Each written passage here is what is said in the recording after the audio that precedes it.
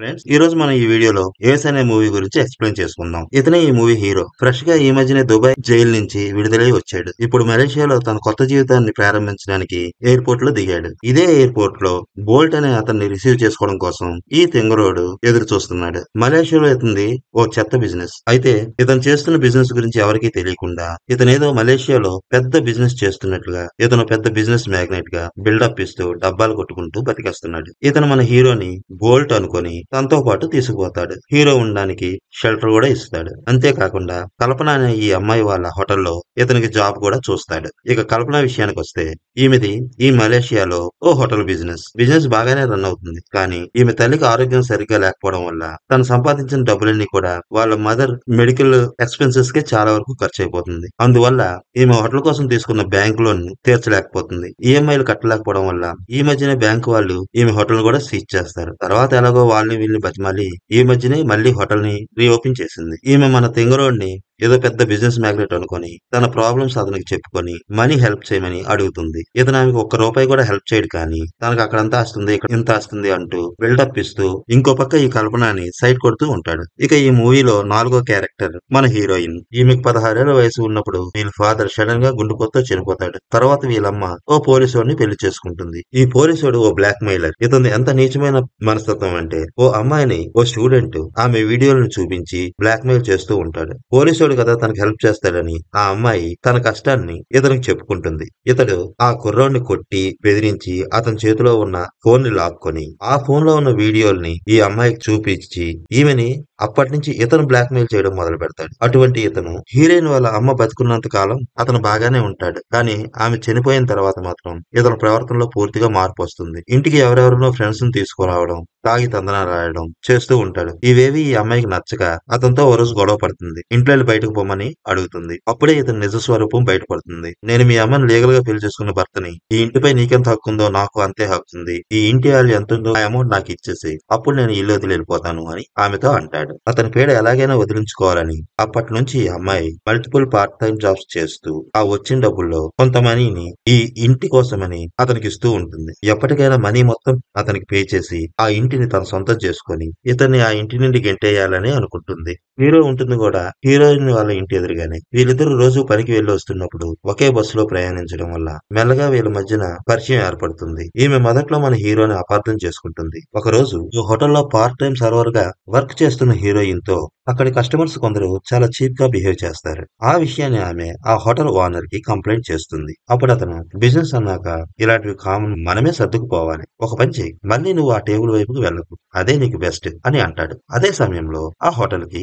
కల్పన వస్తుంది. ఎదురుగా ఉన్న హీరోయిన్ ని విష్ చేస్తుంది. కల్పన వెనకాతలే మన హీరో కొన్ని బాక్సెస్ మోసుకుంటూ వస్తుంటాడు. హీరోయిన్ మన హీరోని చూసుకుంటూ డల్గా స్టాఫ్ రూమ్ లోకి వెళ్ళిపోతుంది. హీరో తను మోసుకొస్తున్న బాక్సుల్ని లోపల పెట్టడానికని వెళ్తాడు. అతను ఆ బాక్సు లోపల పెట్టి తిరిగి వచ్చేసరికల్లా కల్పన ఇంతకు ముందు హీరోయిన్ తో ఏ కస్టమర్స్ అయితే చీప్ గా మాట్లాడారో అదే కస్టమర్స్ తో గొడవ పడుతూ ఉంటుంది. అదే టైంలో హీరోయిన్ కూడా తన వర్కింగ్ అవర్స్ అయిపోవడంతో డ్రెస్ చేంజ్ చేసుకొని స్టాఫ్ రూమ్ నుంచి బయటకు వస్తుంది. ఆ కస్టమర్స్ తో గొడవ పడుతున్న కల్పన దగ్గరికి మన హీరో వచ్చి ఏం జరిగింది అని అడుగుతాడు. వీళ్ళు నాతో మిస్బిహేవ్ చేశారని హీరోతో చెప్పి ఆ కస్టమర్స్ తో కల్పన గొడవకు దిగుతుంది. అప్పుడు దాకా చాలా బుద్ధిగా డీసెంట్ గా కామ్ గా ఉన్న మన హీరో వైల్డ్ రియాక్షన్ ఇస్తాడు.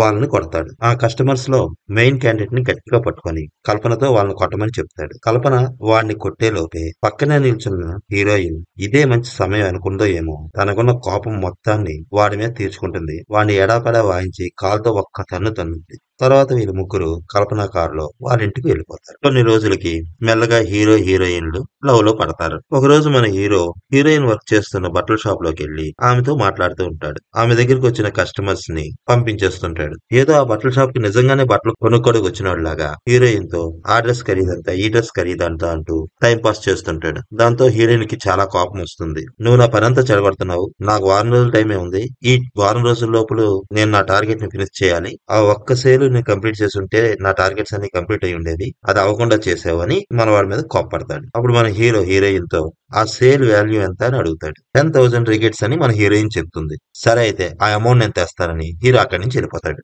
ఆ షాప్ నుండి బయటకు వచ్చిన హీరో ఏ తింగరోడైతే తనకు షెల్టర్ ఇచ్చాడో అతనికి ఫోన్ చేసి ఓ 10,000 రిగర్స్ నాకు కావాలని అడుగుతాడు. వెంటనే ఆ తింగరోడు మన హీరో మీద కోపడతాడు. ఆఫ్టర్ ఆల్ 10,000 రిగర్స్ కోసం నేను ఏ పనిలో ఉంటాను, ఎంత బిజీగా ఉంటానని కూడా ఆలోచించకుండా నాకు ఫోన్ చేస్తావా అంటూ హీరో మీద సీరియస్ అవుతాడు. అయితే పాప ఈ తింగరోడి టైం చాలా బ్యాడ్ అనుకుంటా చెత్త ఏరుకుంటూ రెడ్ హ్యాండెడ్ గా మన హీరోకి దొరికిపోతాడు. ఇక మన హీరోకి ఒక విషయం అయితే క్లియర్ గా అర్థమైపోతుంది, ఈ తింగరోడి దగ్గర అంత అమౌంట్ లేదని. అందుకని నీకెవరైనా తెలిసిన వాళ్ళు ఉంటే వాళ్ళ దగ్గర డబ్బు అప్పైనా ఇప్పించు అని మనోడిని అడుగుతాడు. సరే అని చెప్పి తింగరోడు మన హీరోని ఓ ప్లేస్ కు తీసుకెళ్తాడు. అది ఒక గ్యాంగ్స్టర్స్ ఉండే ప్లేస్. ఆ ప్లేస్ లో చాలా మంది జోదం ఆడుతూ ఉంటారు. అయితే అక్కడికి వెళ్లి ఆ పరిస్థితులన్నీ చూసిన తర్వాత హీరో మరియు ఆ తింగరోడు ఇద్దరు కలిపి ఇక్కడ డబ్బు అప్పు తీసుకోవడం అంత కరెక్ట్ కాదు అనిపించి డ్రాప్ అయిపోతారు. హీరో తింగరోడిని ఒక విషయం అడుగుతాడు, చెత్త మొత్తం అమ్మి నువ్వు ఎంత డబ్బు సంపాదించావు అని. తింగరోడు తన దగ్గర ఉన్న డబ్బులు చూపిస్తాడు. ఆ డబ్బును తీసుకొని హీరో అక్కడున్న జోదగాళ్ళ దగ్గరికి వెళ్లి అతను కూడా వాళ్ళతో ఆడతాడు. ఆ గేమ్ లో ప్రతిసారి మన హీరోయే విన్ అవుతాడు. అతని గేమ్ ని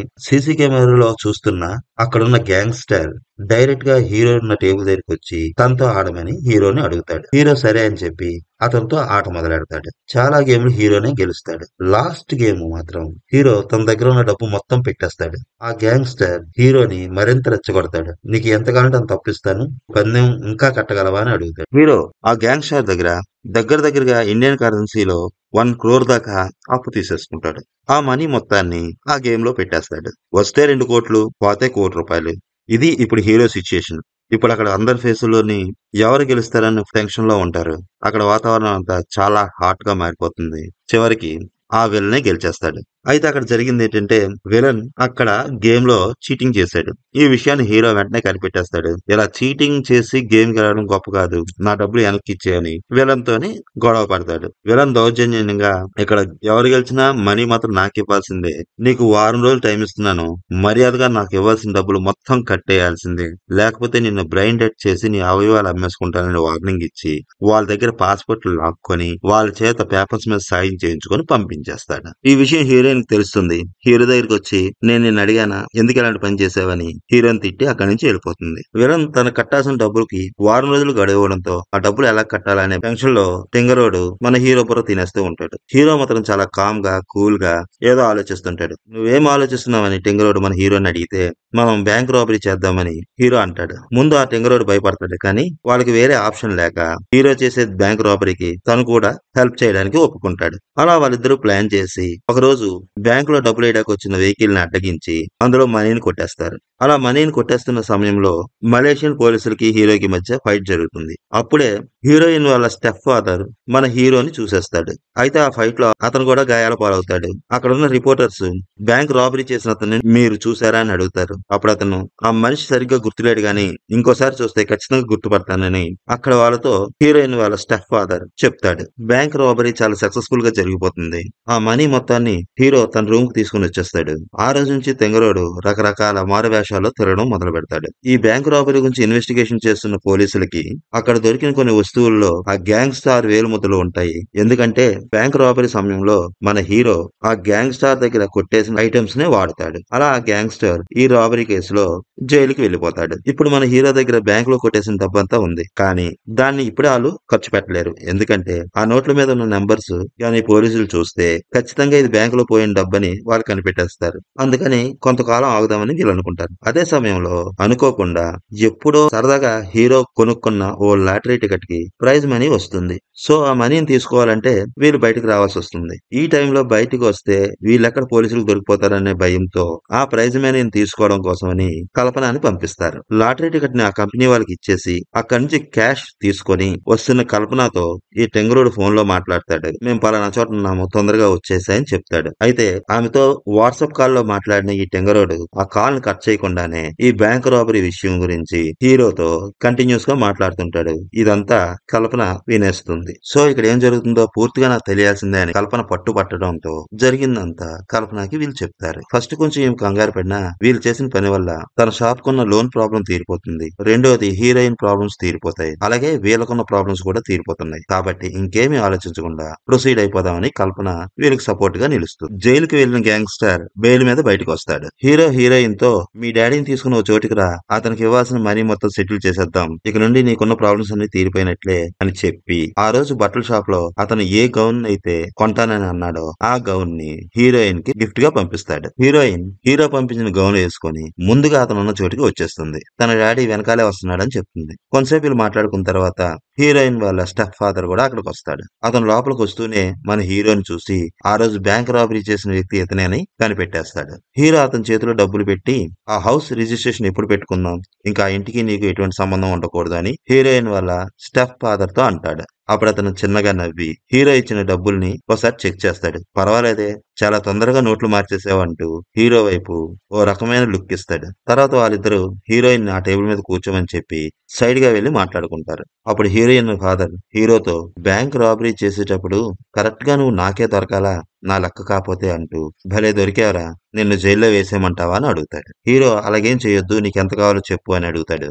అప్పుడు అతను నాకు మొత్తం మనీ అంతా కావాలి అని డిమాండ్ చేస్తాడు. సరే అయితే ఆ ఇల్లు మాత్రం వదిలేయి అని అంటాడు. అప్పుడు అతను ఆ ఇంటిని వదలను, ఆ హీరోయిన్ ని కూడా వదలను అని హీరోయిన్ మీద అతనుకున్న దుర్మార్గమైన ఆలోచనలు కూడా చెప్తాడు. అది విన్న హీరో చాలా బాధపడతాడు. ఇంతలో హీరోయిన్ అక్కడికి వచ్చేస్తుంది. వీడు దొంగనా కొడుకు, ఈయన నమ్మొద్దు అంటూ హీరోయిన్ వాళ్ళ స్టెప్ ఫాదర్ నవ్వుకుంటూ హీరో అతనికి ఇచ్చిన డబ్బును తీసుకుని వెళ్ళిపోతాడు. హీరోయిన్ అక్కడ ఏం జరుగుతుందో కూడా అర్థం కాదు. అదే సమయంలో ఈ టెంగరోడు ఆ గ్యాంగ్ స్టార్ కి దొరికిపోతాడు. అతను వాళ్ళకి రావాల్సిన డబ్బుల గురించి వీడిని అడుగుదామని పట్టుకుంటే ఈ టెంగరోడు ఆ గ్యాంగ్స్టర్ చూసి భయపడిపోయి మొత్తం విషయాన్ని అతనికి చెప్పేస్తాడు. దాంతో ఆ గ్యాంగ్స్టర్ హీరోని ఆ టెంగరోడ్ని ఇద్దరిని పట్టుకొని మీ వల్లే నేను జైలుకి వెళ్ళాను కాబట్టి ఆ బ్యాంక్ రాబరీ చేసిన మొత్తం డబ్బు అలాగే మీరు ముందు నాకు ఇవ్వాల్సిన డబ్బు అంతా నాకు కట్టాల్సిందే అంటూ అది కూడా ఆ డబ్బు మొత్తం ఇప్పుడే కావాలని వాళ్ళకి గన్ ఎయిమ్ చేసి అడుగుతాడు. హీరో ఎలాగోలా మాయ చేసి ఆ టెంగరోడ్ తో సహా అక్కడి నుంచి ఎస్కేప్ అయిపోతాడు.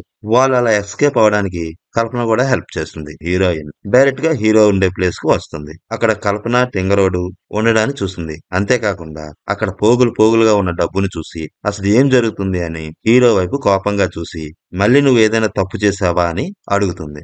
ఇక చేసేదేం లేక జరిగిన విషయం మొత్తాన్ని హీరోయిన్ కి హీరో ఎక్స్ప్లెయిన్ చేస్తాడు. ఆమె స్టెప్ ఫాదర్ హీరోతో ఏమన్నాడో అది కూడా చెప్తాడు. ఇదంతా విన్న తర్వాత హీరోయిన్ కూడా చాలా కోపం వస్తుంది. వాళ్ళని ఏదో ఒకటి చేయాలని ఒక నిర్ణయానికి వచ్చేస్తుంది. సరే అయితే ఏం చేద్దామో నువ్వే చెప్పు, నువ్వు ఏం చేసినా మీకు సపోర్ట్ గా మేము ఉంటామని కల్పన హీరోయిన్లు హీరోకి ఫుల్ సపోర్ట్ ఇస్తారు. వీళ్ళ ముందున్న ప్రాబ్లమ్స్ ఏంటంటే ఒకటి హీరోయిన్ వాళ్ళ స్టెప్ ఫాదర్ ప్రాబ్లం, రెండోది గ్యాంగ్స్టర్ ప్రాబ్లం. వీళ్ళ ఇద్దరు ప్రాబ్లం ని ఒకేసారి క్లియర్ చేయాలని హీరో అనుకుంటాడు. ఆ స్కెచ్ ప్రకారం హీరోయిన్ వాళ్ళ స్టెప్ ఫాదర్ లేని సమయంలో మనీ మొత్తాన్ని ముందు వాళ్ళ ఇంట్లో పెడతారు. తెంగరోని బయటకు పంపించి వాడు గ్యాంగ్స్టర్ కి దొరికిపోయేలా చేస్తారు.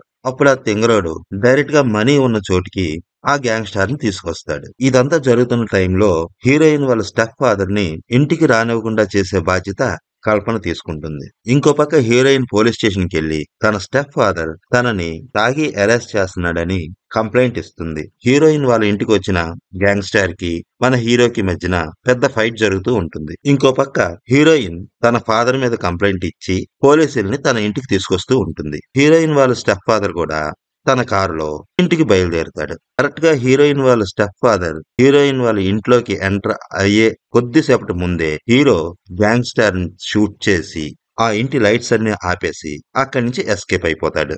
ఇంట్లోకి వచ్చిన హీరోయిన్ వాళ్ళ స్టెప్ ఫాదర్ ఇంట్లో చిందరవందరగా పడి ఉన్న సామాన్లు పక్కనే ఉన్న డబ్బు మూటలు చూసి ఆనందపడిపోతాడు. ఇంతలో అక్కడికి హీరోయిన్ పోలీసులు తీసుకొని వచ్చేస్తుంది.